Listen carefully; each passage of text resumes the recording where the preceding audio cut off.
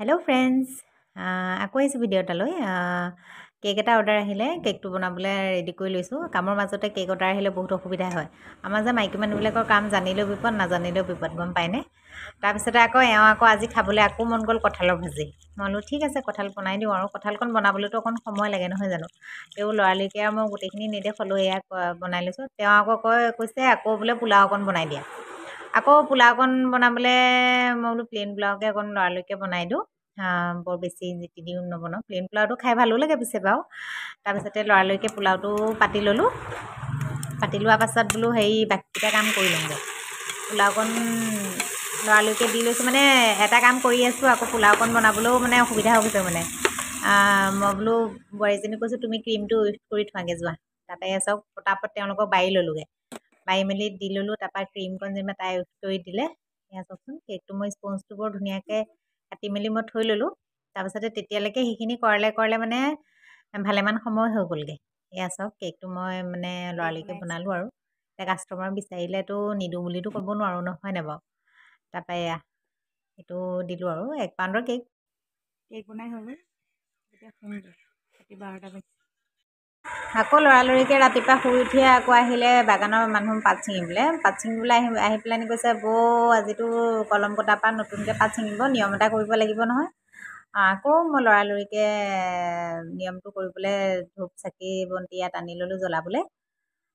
তাৰপৰা কৈছে পায়স অকণো ঠিক কৰি পেলাই পায়সকণ মই গেছত উঠাই থৈ আহিছোঁ।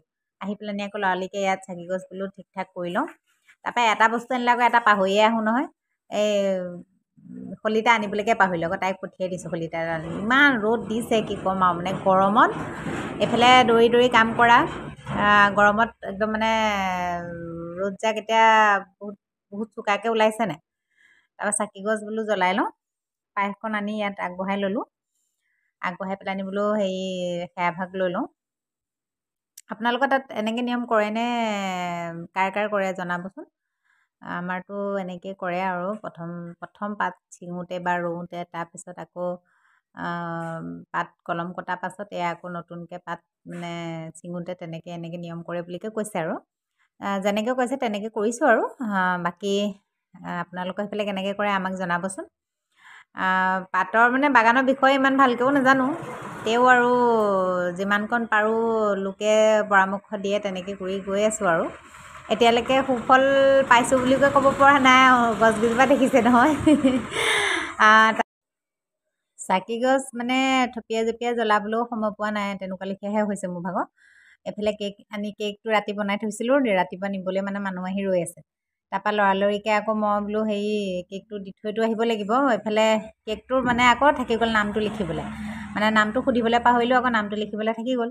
তাৰপৰা লৰালৰিকৈ চাকি গছ জ্বলালোঁ। জ্বলাই পেলাইনি মানে ভালকৈ সেৱা ভাগো কৰিবলৈ সময় নোহোৱা লেখীয়া হৈছে। পেলাই আহি মানুহ মাতি আছে। তাৰপৰা লৰালৰিকৈ মই বোলো নাই, ভালকৈ সেৱা ভাগ কৰি লওঁ। ভালকৈ আকৌ বহি লৈছোঁ। তাই কৈছে বৰ জোক লাগিব দেই, আপুনি ভালকৈ বহি লওক। তাতেও ভগৱানক ভাবি পেলাইনি চাকি গছ জ্বলালোঁ। জ্বলাই পেলাইনি লৰালৰিকৈ আকৌ গৈ পেলাইনি কেকটো দি থৈ আহিলোঁ। কেকটো দিয়াটো আপোনালোকক নেদেখুৱালোঁ আৰু দেই। মই নামটো লিখি পেলাইনি কেকটো দিলোঁগৈ। দি পেলাইনি এইফালে ইমানখিনি হৈছে। ভালেমানখিনি মৰিছিলে অৱশ্যে দেই আমাৰ বাগানৰ পুলি। এতিয়া ধুনীয়াকৈ পোখাবোৰ হৈছে আৰু কটাৰ পাছত আৰু।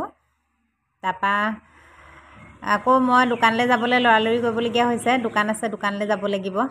ৰ'দ দেখিছে নহয়, ৰ'দৰ পতাপত আকৌ একদম মানে ঘামি জামি অৱস্থা নাই। চেনি অকণমান কম হৈছিলে, সেইটো কাৰণে অকণমান দি ধুনীয়াকৈ বনাই ল'লোঁ। তাৰপৰা এওঁ ক'লে মোৰ বহুত ভোক লাগিছে, ভাতকেইটা দিয়া। তেওঁ ভাতকেইটা দি মই দোকানলৈ গ'লোঁ। আজিলৈ তেন্তে বাই।